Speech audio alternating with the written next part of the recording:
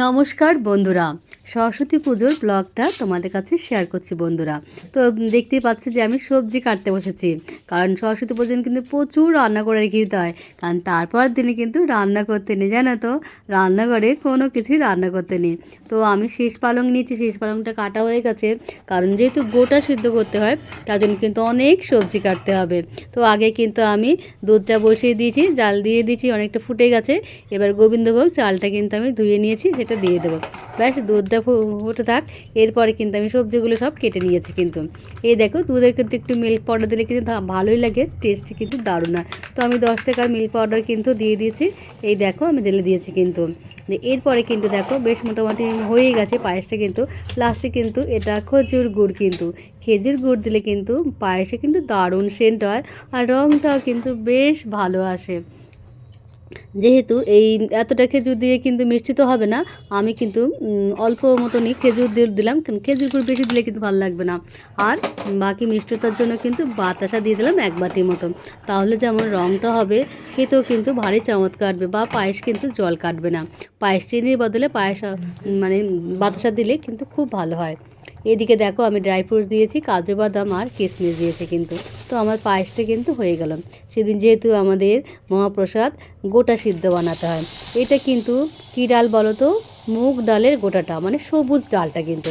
তো প্রথমে দেখো এটা 500 মতন আছে, এটা সিদ্ধ বাবা। তো আমি কড়াই কিন্তু হালকা একটু নেড়ে নেবো, বুঝছো, তাহলে কিন্তু ভালো হয়, মানে সেন্টটা ভালো আসে, আর নেড়ে নিতে হয়, জানো তো। তারপর কিন্তু অবশ্যই ডালটা কিন্তু ধুয়ে নেব। তারপরে দেখো আমি একটা বড় পাড়া হাঁড়ি বসিয়ে দিয়েছি। এরপর যে সবজিগুলো সব কেটেছি, শিম, বেগুন, তোমার রাঙা আলু, গাজর, আর এটা পালং শাক, মানে শীষ পালং, যেটা পালং শাকও আছে, শীষ পালং আছে। আর দিয়েছি আমি গাজর, আর ছোটো আলু নিয়েছি। তো ছোটো আলু কিছু খোসাটা ছাড়িয়েছি, আর কিছু কিন্তু গোটা সমেত রেখে দিয়েছি। আর দেখো জোড়া শিম আর সাদা বেগুন লাগে কিন্তু। আর দেখো ডালটা আমি বেশ ভালো মতো ধুয়ে নিচ্ছি কিন্তু, জানো তো, তা নাহলে রং থাকে কিন্তু। এই ডালটা অবশ্যই কিন্তু কোনো রং নেই, বেশ ভালোই ছিল। তো জলটা কিন্তু বেশ ফুটে উঠেছে, তখন কিন্তু আমি ডালটা দিয়ে দিলাম। এরপরে আমি বড় বড় সবজিগুলো দিয়ে দেবো, যেগুলো সেদ্ধ হতে একটু সময় লাগবে। গাজর, আলু আর মানে রাঙা আলুটা দিয়ে দিলাম। বেশ কিছুটা হয়ে যাওয়ার পরে এরপর কিন্তু আমি শেষ পালংগুলো, বেগুন বা শিমগুলো কিন্তু একসাথে দিয়ে দেবো। পুরো অনেক বেশ বড় হাঁড়ি কিন্তু, কিন্তু পুরো মাথায় মাথায় হয়ে গেছে। তো মাথায় মাথায় দেখো হয়ে গেছে। এরপরে কিন্তু অল্প নুন দিতে হলো, বেশ অনেকটাই নুন দিতে হলো। ঢাকা দিয়ে রাখলে কিন্তু ব্যাস 30 মতো সময় লেগেছে কিন্তু প্রচুর, জানো। আধা ঘন্টা সময়ের পর দেখছি হ্যাঁ অনেকটা সেদ্ধ হয়েছে।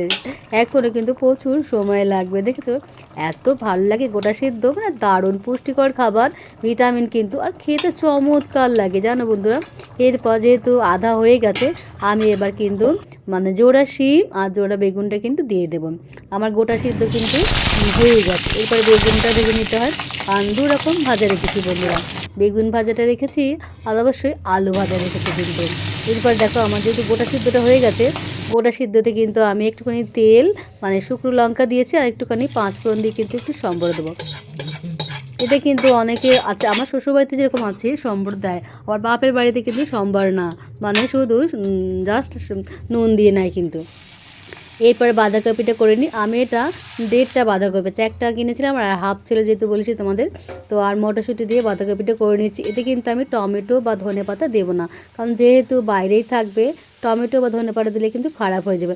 আমি শুধু আদা পেস্ট দিয়েছি, আদা বসে কাঁচা লঙ্কা দিয়েছি।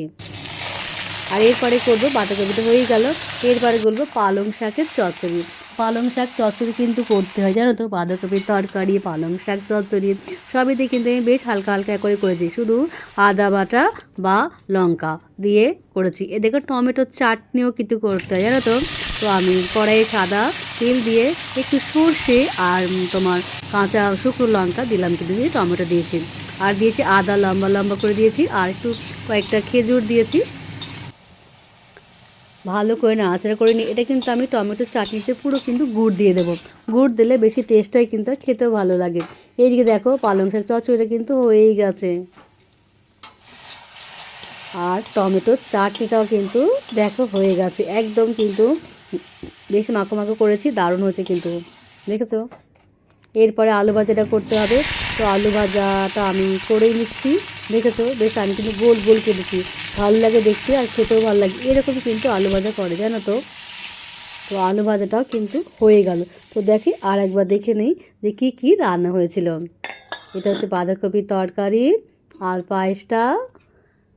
পায়েসের রঙটা কিন্তু দারুণ হয়েছে, তাই তো বলো বন্ধুরা।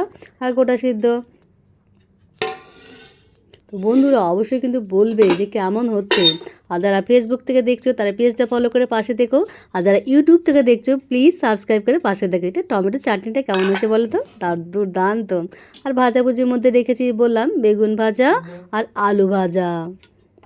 জানো বন্ধুরা বেগুনটা ভাজতে গিয়ে আমি নুন দিতে ভুলেই গেছিলাম, তারপরে পরে নুন হলুদটা দিয়েছি জানো তো।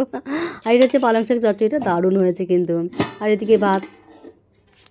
তো চলো সব হয়ে গেলে খাওয়া দাওয়া হয়ে গেলে তারপরে কিন্তু আমাদের মা ষষ্ঠী যেহেতু শিল ঘরেতে রান্নাঘরের শিলটাকে ভালো করে ধুয়ে মুছে একদম পরিষ্কার করে কিন্তু শুকিয়ে নিয়েছি।